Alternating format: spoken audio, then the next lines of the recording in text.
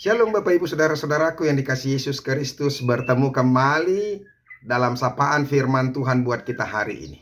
Saya berharap kita semuanya dalam keadaan yang sehat. Dan hari ini kita memulai pekan yang baru, awal pekan, awal minggu buat kita hari ini, hari Senin tanggal 15 Agustus 2022. Dan kita akan mengawali pekan ini dengan semangat yang tinggi bersama dengan firman Tuhan. Dan buka hatimu terus. Saya harus mengatakan kepada kita, buka hatimu terus untuk mendengarkan firman Tuhan, supaya kita kuat. Karena kita sedang mengalami pencobaan-pencobaan yang begitu berat. Hidup kita ini sama seperti apa? Seperti pertandingan yang harus kita menangkan. Tuhan Yesus memberkati. Salam. Bapak Ibu Saudara-saudara, firman Tuhan yang menjadi renungan buat kita hari ini, yaitu yang diambil dari 1 Timotius pasal yang ke-6, ayat yang ke-12. Tapi sebelumnya marilah terlebih dulu kita menyerahkan hati dan pikiran kita untuk diterangi oleh Roh Allah. Mari kita berdoa. Kasih karunia dan damai sejahtera dari Allah Bapa dan dari anaknya Tuhan Yesus Kristus, itulah yang menyertai hati dan pikiranmu sekalian. Amin. Bapak Ibu Saudara-saudara, 1 Timotius pasal yang ke-6 ayat yang ke-12. Dikatakan demikian. Bertandinglah dalam pertandingan iman yang benar, dan rebutlah hidup yang kekal. Untuk itulah engkau telah dipanggil, dan telah engkau ikrarkan ikrar yang benar di depan banyak saksi. Demikianlah firman Tuhan. Bapak Ibu Saudara-saudaraku yang dikasihi Yesus Kristus, kehidupan iman orang Kristen itu adalah sebuah pertandingan. Kalau kita bertanding, pasti kita akan menggapai tujuan, menggapai goal yang kita harapkan, yaitu sebuah kemenangan.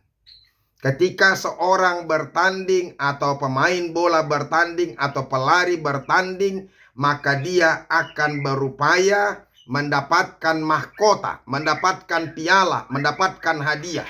Itu menjadi tujuan yang utama dalam sebuah pertandingan. Sekarang demikian juga dengan apa? Dengan kita.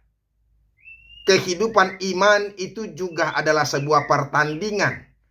Artinya sebuah atau sesuatu hal yang harus kita perjuangkan, yang harus kita persiapkan, yang dimana kita secara sungguh-sungguh ketika kita mau memenangkan pertandingan itu, maka kita harus bersiap sedia. Yang menjadi pertanyaan, apa yang perlu kita persiapkan, saudara-saudara?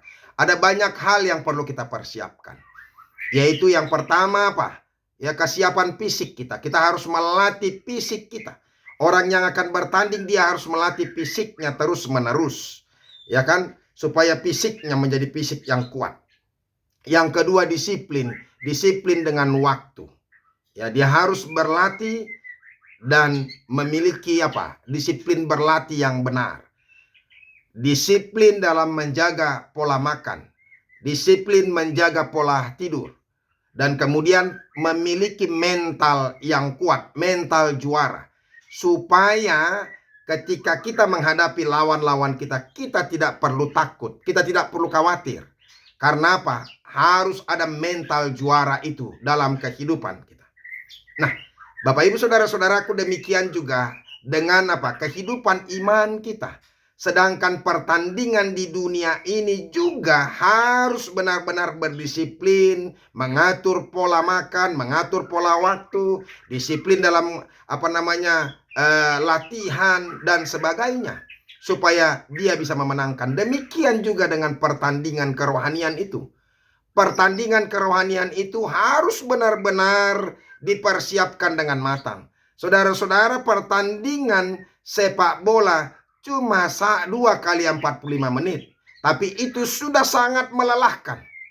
Apalagi saudara-saudara pertandingan soal iman.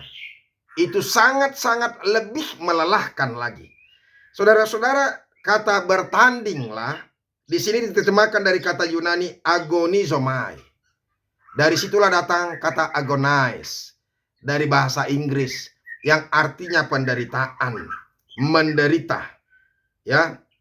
Dan saudara-saudara, bentuk daripada tensisnya adalah present imperative tenses dari kata Yunani, yang menunjukkan bahwa ini adalah suatu pertandingan, bertanding yang terus-menerus, peperangan yang tidak pernah berakhir dalam kehidupan ini.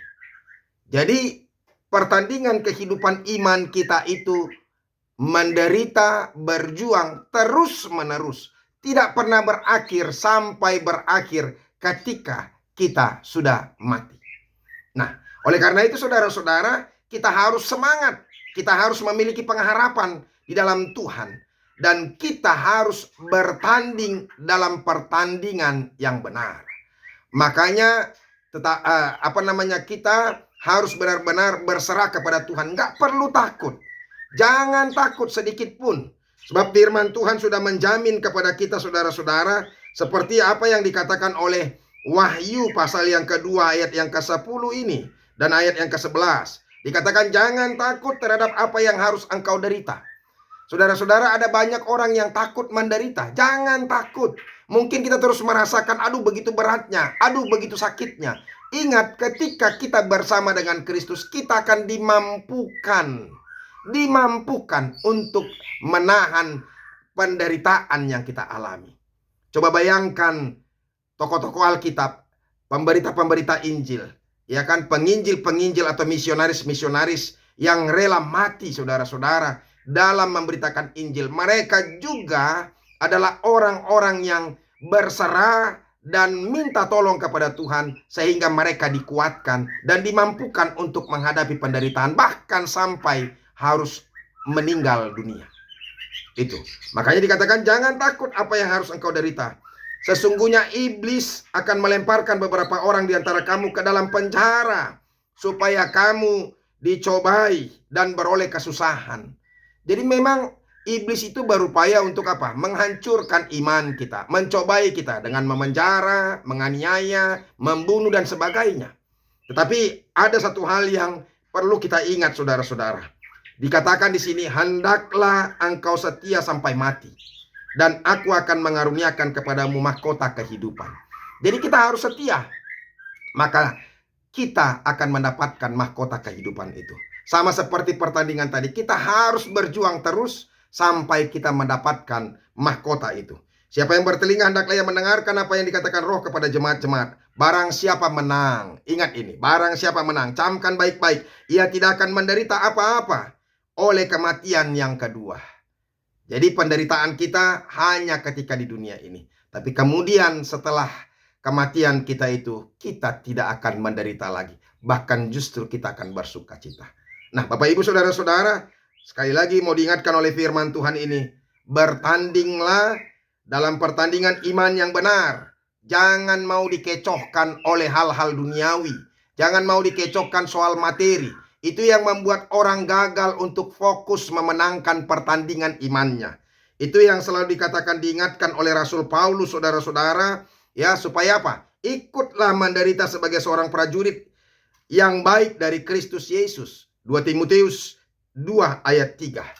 Dan seorang prajurit memang dia sudah mempersiapkan dirinya untuk mengikuti pertandingan itu, mengikuti latihan itu. Dan apa dikatakan di sini, seorang prajurit yang sedang berjuang tidak memusingkan dirinya dengan soal-soal penghidupannya, supaya dengan demikian ia berkenan kepada komandannya.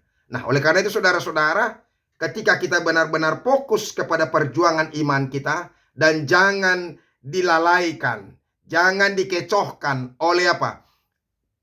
Penghidupan duniawi ini, maka kita akan menang dan mendapatkan mahkota kehidupan ini. Makanya fokus, jangan lengah, jangan lalai. Itu, jangan lengah, jangan lalai, ya, supaya kita boleh menang. Ketika orang lengah, maka disitulah iblis akan masuk, menghancurkan, memporak-porandakan iman kita, sehingga kita akan gagal. Hati-hati, kenikmatan dunia,